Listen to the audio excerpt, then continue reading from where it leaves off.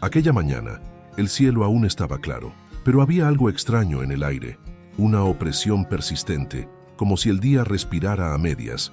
Las gallinas picoteaban con prisa, los bueyes mantenían la cabeza baja, e incluso el perro de la finca, el viejo Zulu, rechazó su habitual carrera hasta la puerta.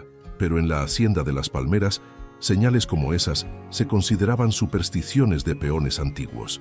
La sabiduría que valía era la de la experiencia, y don Benicio tenía de sobra 78 años a cuestas, muchos de ellos marcados por la dureza de la tierra, por la ausencia de doña María, su fallecida compañera, y por una terquedad que ni las plegarias más fervientes podían doblegar.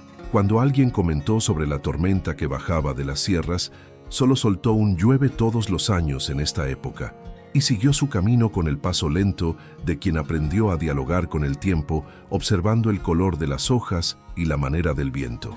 Si valoras historias que parecen simples pero lo dicen todo, suscríbete ahora y ven con nosotros, porque lo que va a pasar aquí no es solo sobre un viejo y su toro, es sobre ese tipo de cosas que uno no olvida jamás.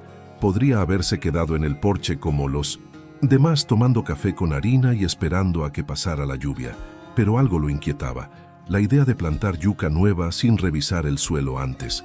La tierra del maizal, tras la última cosecha, parecía dormida, y Benicio quería sentir con sus propios pies si aún latía bajo el lodo. No confiaba en informes ni en drones, confiaba en las callosidades de sus dedos, en el bastón que usaba no solo para apoyarse, sino para medir la suavidad de la tierra. Cuando decidió ir al campo, no pidió ayuda.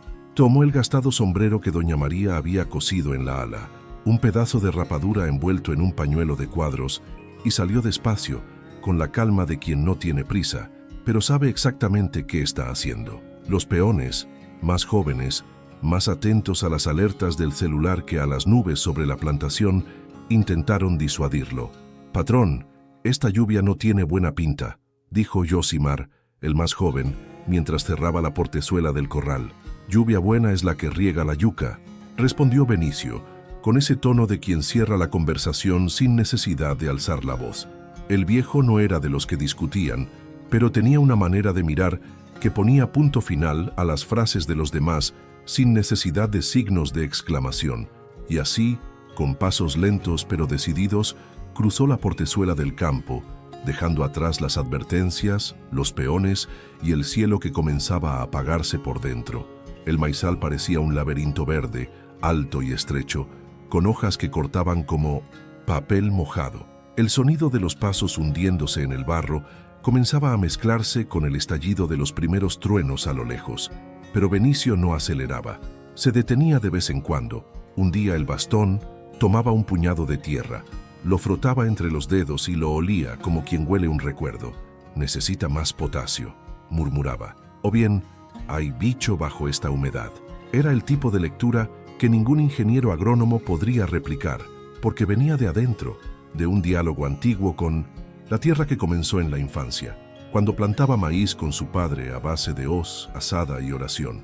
Un gesto simple, el de verificar el suelo. Pero aquel día, ese gesto abría camino a lo inesperado. Cuando el viejo se alejó más de lo debido, ya no se veía la cerca ni la casa a lo lejos.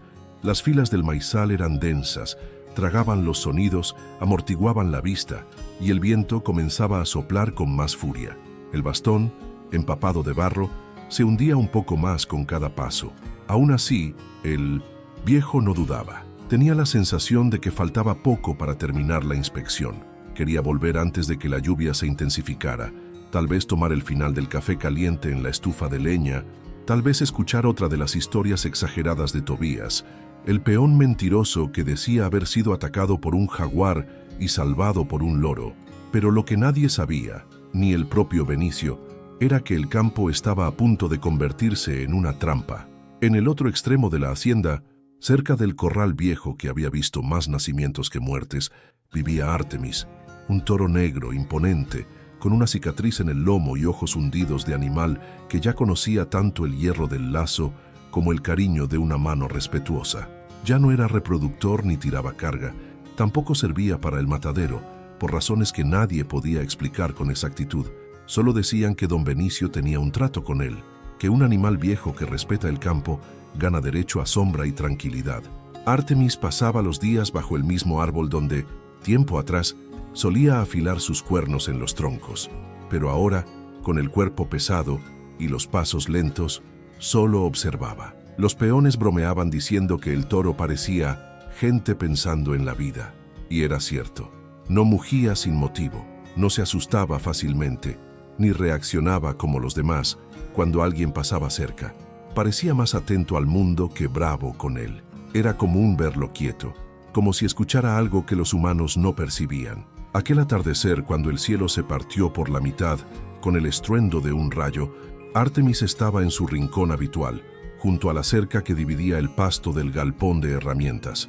Acababa de levantarse tras largas horas acostado, un descanso silencioso después de un día nublado que había dejado el suelo más frío de lo normal. Los otros bueyes ya se agrupaban en el rincón cubierto del establo, protegidos de la lluvia inminente, pero él permaneció allí, inmóvil, como si sintiera algo extraño formándose en el aire.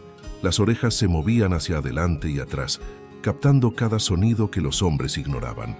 Hay animales que parecen saber más que sus propios dueños, como si escucharan lo que uno ni siquiera puede decir. ¿Tú también crees así? Escríbelo abajo. Las nubes se juntaron de un modo extraño, como si tramaran algo que solo la naturaleza entendería. Era como si el cielo hubiera tragado su propio sol, esparciendo una sombra viva sobre las tierras de la hacienda de las palmeras. Las hojas del maizal, antes serenas bajo la brisa tímida de la tarde, comenzaron a chocar unas contra otras con furia creciente, como si se advirtiesen de lo que estaba por venir. El aire se volvió denso, de esos que se pegan a la piel, dificultan la respiración y hacen que los pájaros cambien de dirección en pleno vuelo. El olor a lluvia llegó antes que las gotas, y con él vino también ese silencio incómodo que precede al estruendo. Todo en la hacienda parecía contener el aliento, como si esperara el primer trueno para decidir si corría o se arrodillaba. Dentro de la casa principal, algunos peones ya cerraban las ventanas. Los más jóvenes refunfuñaban que la electricidad se cortaría pronto. El ganado menor se agrupaba en el corral, buscando protección. El viento golpeaba las tejas sueltas, y el viejo galpón de herramientas crujía como si pidiera auxilio. Fue entonces cuando un trozo de zinc del tejado se desprendió con violencia y cayó sobre el suelo de barro, arrancando un grito instintivo de uno de los muchachos. El susto despertó la pregunta que nadie quería hacer, pero que explotó como un trueno humano. ¿Dónde está don Benicio? Todos se miraron con la misma expresión amarga, esa que llega demasiado tarde, el tipo de arrepentimiento que no pide disculpas, solo pesa. El viejo no había regresado. Lo habían visto salir, sí, pero nadie sabía con exactitud qué sendero tomó. Algunos creían que se quedaría solo en el borde del maizal, otros pensaban que el suelo que quería evaluar estaba más adentro, en las tierras bajas, donde la plantación crecía más verde, una región traicionera cuando llovía, pues el barro resbalaba con facilidad y formaba verdaderos pantanos. El campo era demasiado grande, y la lluvia ya caía con fuerza suficiente para borrar huellas en segundos. Mientras todos vacilaban, esperando tal vez que apareciera bajo el porche con su sombrero raído y el bastón sucio de tierra, don Benicio estaba a casi 800 metros de allí, entre las altas filas del maizal, donde el matorral amortiguaba los sonidos y el cielo parecía más pesado. Se había detenido en un punto donde la tierra estaba más blanda y oscura, señal clara de que el agua de la lluvia allí se absorbería con más lentitud. Arrodillado, aunque con dificultad, hundía los dedos en la tierra húmeda y la frotaba entre las palmas, sintiendo la textura como quien toca un secreto antiguo. Luego, llevaba un puñado a la nariz, olfateaba despacio, fruncía el ceño, percibía el olor a raíz muerta mezclado con el de algo vivo, el tipo de suelo que necesita ser removido antes de la nueva siembra. Era ese tipo de detalle lo que lo inquietaba. Sabía que si esperaba a que pasara la tormenta, la tierra se compactaría y perdería el momento exacto de arar el suelo. Solo quien planta con sus propias manos entiende el tiempo que vive dentro de la tierra. A su alrededor, las espigas se mecían como banderas desesperadas. El cielo ya no era azul, era gris oscuro, como carbón mojado, y Parecía más bajo, casi rozando las puntas del maíz. Una bandada de golondrinas pasó por encima, huyendo en dirección opuesta a la casa, y aún así, el viejo no se apresuraba. Hundía el bastón en el suelo, calculaba la profundidad, inclinaba el cuerpo con esfuerzo y avanzaba unos pasos más. Su pierna derecha dolía, secuela de una antigua caída del tejado del establo, pero aún así proseguía, como quien no debe explicaciones a nadie. La lluvia aún era fina, pero ya comenzaba a pegarse a la camisa de algodón, formando manchas oscuras que se extendían despacio, como si el tiempo quisiera dibujar algo en su propio cuerpo. En un momento dado, el bastón se hundió más de lo normal y casi se perdió. El viejo tuvo que jalarlo con fuerza y al desequilibrarse, cayó sentado en el barro. Soltó un suspiro cansado, pero rió por su propia terquedad. Sentado allí, respiró hondo y miró de nuevo al cielo. Un relámpago atravesó el horizonte, iluminando por un segundo el maizal, como si el día regresara, solo para ser tragado de nuevo por la densa oscuridad. No había duda, el tiempo estaba cambiando con prisa, y en ese punto, perdido entre hojas altas y senderos indistintos, ni la casa ni la cerca podían verse, ni de lejos. Fue en ese preciso instante que la naturaleza decidió mostrar su poder. Un sonido seco, como el estallido de un látigo gigante, cortó el aire. El relámpago golpeó un árbol más adelante, en el límite del maizal con la mata de bambúes. El árbol se quebró en medio como una cáscara de huevo y cayó con furia, esparciendo ramas y chispas por todos lados. Uno de los troncos, grueso y húmedo, cayó sobre las piernas del viejo, empujándolo contra el suelo con fuerza. El impacto fue tan fuerte que el sombrero voló lejos y el bastón rodó bajo las hojas. La sangre latía en el oído. El aire faltaba. El frío del barro se mezclaba con el calor del dolor, y el mundo, por un instante, pareció apagar su propia existencia. La lluvia se intensificó de golpe. Las gotas ahora eran pesadas, cortantes, y cada relámpago hacía que las espigas se encogieran. El viejo se levantó con cuidado y decidió regresar a casa, pero no tenía idea de lo que estaba a punto de ocurrir justo allí. Y mientras el tiempo se cerraba por completo, en el otro extremo de la hacienda, un cierto toro negro parado junto a la cerca levantaba lentamente la cabeza. Los ojos oscuros de Artemis se fijaron en el horizonte. En los minutos que siguieron, algo en su postura parecía inquietar incluso a los demás. Animales. Zulú, el perro guardián, ladró una vez y se cayó. El ganado menor retrocedió. El viento giraba el olor a lluvia, pero había otro olor en el aire. Un olor a miedo, a urgencia, a algo fuera de lugar. El animal viejo y cansado respiró hondo, como si absorbiera ese silencio en pedazos. Cuando el silencio pesa es porque algo ya comenzó. Escribe, yo también lo sentí. De nuevo, el cielo estalló como una cuerda demasiado tensa, rompiéndose con un crujido seco que atravesó toda la hacienda. El sonido del relámpago no solo se oyó, se sintió en la piel, en los huesos, en el aire que pareció desaparecer por unos segundos. Y entre todos los seres vivos en medio de aquella tormenta, solo un animal reaccionó como si supiera que algo, en ese preciso instante, había cambiado de rumbo. Artemis, el viejo toro, hasta entonces inmóvil junto a la cerca, dio un salto que contradecía su edad, su peso y hasta la lógica de la especie. Rompió la traviesa oxidada de la portezuela con un movimiento seco de cabeza, y en un instante corría a toda velocidad campo adentro. Las patas se hundían en el lodo, el agua de la lluvia golpeaba contra su lomo como piedras, y aún así, el animal avanzaba con fuerza y precisión, como si algo lo llamara desde el maizal, como si viera lo que nadie veía, como si supiera exactamente a dónde ir, qué hacer y a quién salvar. Mientras tanto, en el corazón de la plantación, don Benicio ya había logrado levantarse con dificultad. La pierna dolía como si ardiera por dentro, pero estaba de pie. La rama que lo había atrapado había resbalado con la acumulación de lluvia, y la fuerza del cuerpo, aunque debilitada, ayudó a empujarla. Tambaleante, buscaba con los ojos un camino de regreso, alguna referencia, una claridad, un rincón de la cerca, el zigzag del maizal que él mismo había trazado tantos años atrás. El pensamiento era uno solo: volver a casa, antes de que el cuerpo traicionara el poco de fuerza que aún le quedaba. Pero no hubo tiempo. Un zumbido extraño invadió el aire. No era viento, ni lluvia, ni trueno. Era algo más profundo, una vibración cortante, como el sonido de una advertencia que venía de lo alto.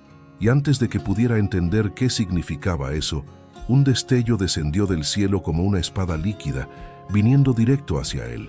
El instinto intentó reaccionar, pero el cuerpo ya no obedecía con la misma rapidez. En fracción de segundos, los músculos se tensaron, la mirada se alzó y el mundo pareció congelarse. La muerte venía en línea recta, hecha de luz y ruido. Pero el impacto no llegó.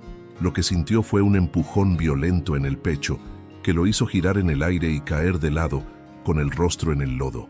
La cabeza chocó ligeramente contra una piedra. El aliento se escapó, los ojos se cerraron por reflejo, y por un segundo todo quedó oscuro. Cuando volvió en sí, aún tendido en el suelo, levantó el rostro con esfuerzo, intentando entender qué lo había golpeado. Las manos temblaban, el corazón parecía querer escapar por la boca. La visión estaba nublada por las gotas de lluvia, pero lo que apareció ante sus ojos no era una rama ni un árbol, era un cuerpo, negro, grande, empapado e inmóvil. Los ojos tardaron en registrar lo que veían, pero el corazón lo reconoció al instante. Era Artemis, caído, estirado junto al cuerpo del hacendado, exactamente en el punto donde el rayo debería haberlo alcanzado. El olor a pelo quemado se mezclaba con el de tierra húmeda, y el silencio entre ambos fue más ensordecedor que cualquier trueno. El viejo se llevó las manos al rostro, como si quisiera negar lo que veía. Forzó la voz que casi no salía más, hasta que el grito rompió entre el llanto. «¡Artemis! ¡No!». Pero ya era tarde. Aquella carrera insana, casi sobrenatural, que nadie podría explicar, había terminado allí, con el toro lanzándose sobre el cuerpo del viejo en el exacto segundo en que caía el rayo. Un salto que desafía cualquier explicación lógica, un gesto de sacrificio que no se enseña, no se entrena, solo se siente. El animal se había interpuesto entre la muerte y su amigo sin dudar, como si toda su existencia hubiera sido diseñada para ese único momento. El viejo intentó arrastrarse hasta el cuerpo de él. La mano tocó el hocico frío. Sintió la respiración débil aún luchando contra el dolor. No podía creerlo. El animal que todos ya llamaban inútil, retirado, demasiado viejo, era el mismo que ahora yacía allí como escudo entre el cielo y la tierra. Por un instante, el mundo pareció dejar de girar. La oscuridad ya había tomado todo cuando los peones, con linternas antiguas en mano, salieron corriendo por los senderos de la hacienda. Las luces temblaban en cada mano, dibujando sombras en las hojas altas del maizal y en los charcos de lodo que crecían sin tregua. El sonido de la lluvia fina, persistente, se mezclaba con el llamado angustiado del patrón, que resonaba desde algún punto entre las filas, voz entrecortada, desesperada, como quien grita no solo por auxilio, sino por testigos de lo que acababa de ocurrir. En el suelo encharcado, algo llamó la atención. Una huella profunda, marcada por fisuras anchas y espaciadas. No eran huellas humanas. Uno de los peones se agachó, tocó el barro y confirmó con asombro lo que ya sospechaban: rastros de toro. Las marcas serpenteaban en medio del maizal, yendo directo hacia donde los gritos se volvían más fuertes. Un segundo después, oyeron un mugido bajo, casi un lamento. El sonido no venía del corral, ni de la carretera, sino de dentro de la plantación. Un mugido interrumpido, cortado, como si fuera emitido con el último hilo de aire. Corriendo entre espigas y lodo, los hombres se acercaron al lugar con el corazón en un puño, sin saber qué encontrarían. Cuando la luz de la primera linterna iluminó el espacio abierto entre las hojas, la escena paralizó a todos por unos segundos. Artemis estaba caído, casi sumergido en el lodo, el cuerpo curvado, los flancos subiendo y bajando lentamente, como si cada respiración fuera una batalla. A su lado, de rodillas, cubierto de barro y lágrimas, el viejo hacendado gritaba por ayuda con la voz rasgada: «¡Auxilien a mi amigo! Él me salvó. Por el amor de Dios, no dejen que muera aquí». Fue como un disparo en el corazón de todos los presentes. Ningún peón se quedó quieto. En un instante corrieron de vuelta al galpón, tomaron mantas, lonas e incluso un saco de maíz, cualquier cosa que pudiera calentar al animal. Uno de los muchachos, con el celular mojado en la mano, logró señal y llamó al único veterinario de la ciudad, Dr. Nivaldo, que atendió aún tosiendo el sueño, pero prometió venir de inmediato con los equipos necesarios. Regresaron al lugar con prisa y emoción en los ojos. Envolvieron a Artemis con la lona, cubrieron la cabeza, protegieron el lomo con una colcha vieja traída de la casa. A cada movimiento, los ojos del toro parpadeaban con dificultad. El calor del cuerpo comenzaba a fallar, y las quemaduras en el dorso ya formaban ampollas rojizas, algunas con olor a pelo chamuscado. El viejo se negaba a alejarse. De rodillas en el lodo, acariciaba el hocico del animal, murmurando entre sollozos: «Aguanta, amigo, aguanta un poco más. Tú me salvaste. Ahora es mi turno de no dejarte». Las manos encallecidas temblaban al tocar el pelo mojado. Los dedos recorrían las heridas como quien pide perdón por haber vivido demasiado tiempo sin decir gracias. Artemis mantenía los ojos entreabiertos, pero sin foco. La respiración era lenta, espaciada, irregular, como si intentara aferrarse a la vida con las narinas. Los peones, que crecieron oyendo que un animal es solo un animal, estaban todos allí, con el sombrero en la mano, también de rodillas, sin decir una palabra. El silencio de aquella noche fue el más alto que la hacienda jamás escuchó. Un trueno lejano les recordó a todos que la tormenta aún no había terminado. El lodo seguía espesándose. La noche seguía fría. El viejo levantó los ojos al cielo y, sin temor a parecer débil, susurró: «Si hay que llevarse a alguien, llévame a mí, pero a este no. Este tiene alma. Este tiene más corazón que muchos cristianos en esta tierra».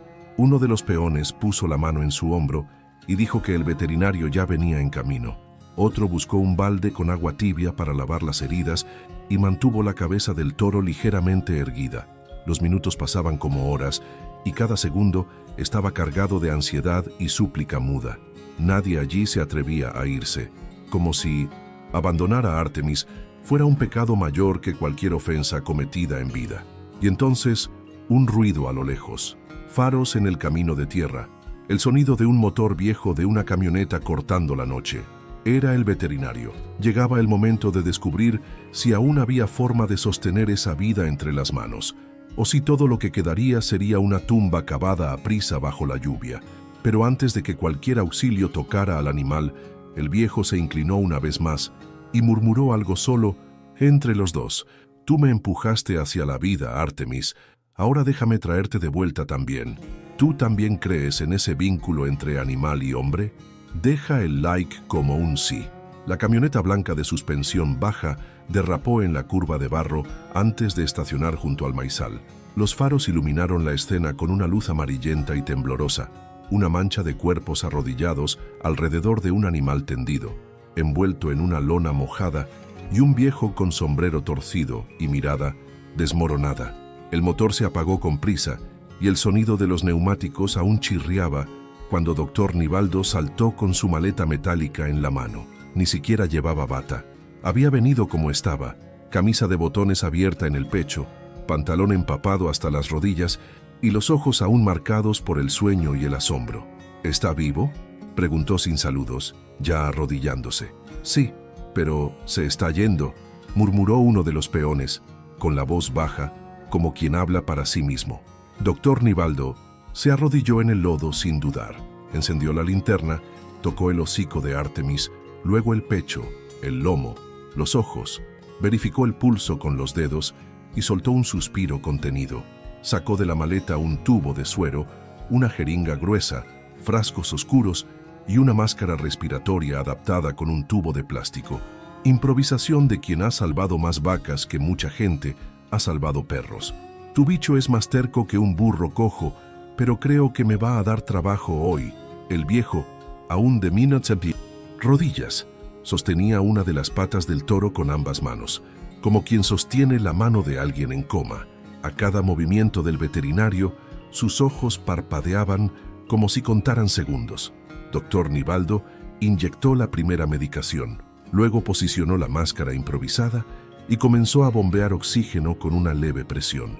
Artemis no reaccionaba, pero el pecho subía y bajaba, aunque lentamente. El veterinario pidió silencio y atención. Estaba buscando un reflejo ocular. Uno de los peones se acercó, la linterna al ojo izquierdo del toro. La pupila se contrajo. Pequeño gesto, inmenso alivio. Hay actividad. Está débil, pero hay. Necesitamos mantenerlo caliente. Quítenle esas lonas y traigan mantas gruesas. Las lonas mojadas sofocaban, pero también robaban calor. El veterinario necesitaba que el cuerpo respirara. Un peón corrió al galpón y regresó con 2 mantas de lana, gruesas, manchadas de grasa. Otro trajo un secador de pelo portátil conectado a una extensión eléctrica ligada a un generador improvisado. Nunca se había usado para eso, pero aquella noche cada recurso era sagrado. Mientras los hombres secaban, bombeaban, calentaban y rezaban en silencio, el viejo permaneció allí, hablando con el toro como si hablara con un hijo inconsciente. Contaba historias que nadie oía. Recordaba los días en que Artemis tiraba de una carreta, la primera vez que lo vio nacer, las veces en que dormía de pie en el corral, solo para no dejar que un ternero recién nacido sintiera frío. Los ojos se le humedecían, pero el tono era firme. No me trajiste hasta aquí para partir solo, ¿oyes? Si vas a morir, avísame, pero no te vayas en silencio. La lluvia, que parecía infinita, finalmente dio una tregua. Las nubes retrocedieron despacio, como si respetaran el momento.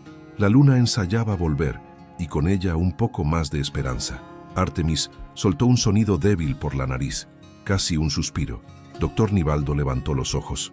Eso es bueno, muy bueno. Está respondiendo. El viejo apretó más fuerte la pata, como quien sostiene la vida entre los dedos. Artemis movió ligeramente la cabeza. Los ojos se abrieron por un segundo y miraron directo al viejo. El tiempo se detuvo. «Volviste, Dios mío, volviste», susurró el hacendado. Uno de los peones cayó de rodillas. Otro, que decía no emocionarse ni con un funeral de pariente, se dio la vuelta para secarse los ojos. Artemis estaba allí, respirando, quemado, débil, temblando, pero vivo. Doctor Nivaldo aún no garantizaba nada. Dijo que el día siguiente sería decisivo. Habría fiebre, dolor, tal vez necrosis en algunas áreas, pero el corazón latía fuerte. El viejo prometió que construiría un refugio solo para él, con tejado nuevo y paja seca todos los días, que nunca más tendría que tirar nada, cargar nada, ni ser llamado toro viejo por nadie, que allí, en esa hacienda, el animal que salva una vida se convierte en leyenda viva. Y aquella noche, bajo el cielo que comenzaba a abrirse, todos lo acordaron en silencio. Porque había cosas que ninguna ciencia explicaba, cosas como fidelidad, coraje, amor que cruza especie, tiempo y lenguaje, cosas que solo quien las ve de cerca cree. Hay historias que uno siente en el pecho, como si le hubieran pasado a alguien de nuestra propia familia. Si Artemis te tocó de alguna forma, déjalo en los comentarios. Quien tiene alma, reconoce alma. Los días que siguieron fueron de silencio y vigilia. El corral se convirtió casi en una capilla. Cada visita a Artemis se hacía con pasos lentos, casi como quien entra en un santuario. El toro aún no se levantaba. La respiración seguía corta. Las quemaduras en el dorso requerían curativos diarios y la fiebre llegaba como olas. Algunas débiles, otras que dejaban a todos en alerta. Pero había algo más fuerte que cualquier infección: la presencia. Artemis estaba allí. Cada mañana abría los ojos cuando don Benicio se acercaba. Y aunque no mugía, aunque no se movía, había un reconocimiento allí. Ese tipo de mirada que no necesita palabras. El viejo se aseguraba de acompañar todo.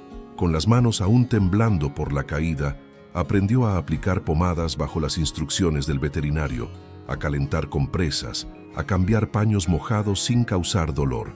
No dejaba que nadie limpiara los ojos del toro por él. Decía que aquello era una conversación entre los dos.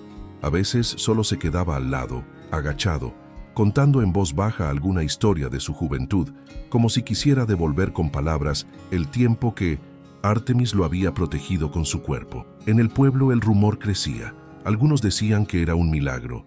Otros juraban que el animal había presentido la muerte. Niños venían a la cerca de la hacienda a preguntar por el toro héroe. Peones de otras propiedades aparecían en la puerta. Se quitaban el sombrero y pedían permiso para ver al valiente. Hasta un reportero apareció, grabando todo con un celular tembloroso. Don Benicio lo permitió, pero advirtió: si vienes a ver el espectáculo, ni entres, pero si vienes con el corazón, la portezuela está abierta. Al octavo día, lo impensable ocurrió. El viejo llegó con la cuña de agua tibia para hidratar el hocico del toro, como hacía cada mañana. Pero algo era diferente. El espacio estaba vacío, el paño mojado en el suelo, el balde volcado y una huella, solo una, en el barro húmedo, justo al lado del comedero. Cuando se giró, vio la silueta oscura en lo alto del pasto. Artemis, de pie, firme, con la cabeza erguida, respiraba con dificultad, pero los ojos estaban vivos, limpios, determinados. Un trueno lejano resonaba en las sierras, pero en ese instante el cielo se abrió, y no solo entre las nubes. El viejo se llevó las manos a la boca, los ojos se le llenaron de nuevo. Caminó despacio hasta el animal y se arrodilló, a pesar del dolor en la rodilla. No dijo nada, solo apoyó la frente en el lateral del pecho del toro y cerró los ojos. Artemis no retrocedió, solo permaneció allí, inmóvil, como quien entiende todo sin necesidad de traducción. A partir de ese día, nada volvió a ser como antes. Don Benicio mandó construir un refugio nuevo, hecho con tejas firmes, heno seco y una pequeña placa de madera en la entrada que decía: donde termina el suelo, comienza la gratitud. El corral se convirtió en un memorial vivo. Artemis nunca más fue llamado inútil, nunca más fue visto como animal. El pueblo comenzó a llamarlo Guardián de Benicio. El viejo, por su parte, parecía más ligero, como si el episodio hubiera desatado un nudo antiguo dentro de él. Comenzó a sonreír con más frecuencia, a sentarse en el porche con los peones, a dar gracias a Dios con las manos temblorosas y el corazón en paz. No era solo una cuestión de supervivencia, era un renacimiento mutuo, y todos los que presenciaron esta historia sabían que no era fábula ni exageración de hacendado. Artemis estaba allí, vivo, entero, caminando despacio entre el barro y la luz del atardecer, y de vez en cuando volvía solo al mismo punto del maizal. Se quedaba allí parado durante largos minutos mirando hacia arriba, como si supiera que fue en ese exacto pedazo de tierra donde dejó parte de sí para que otro pudiera seguir entero. Si esta historia te silenció por dentro, no te vayas aún. Lo que viene a continuación está justo aquí en la pantalla y va a tocar aún más hondo. Haz clic ahora y te espero allí.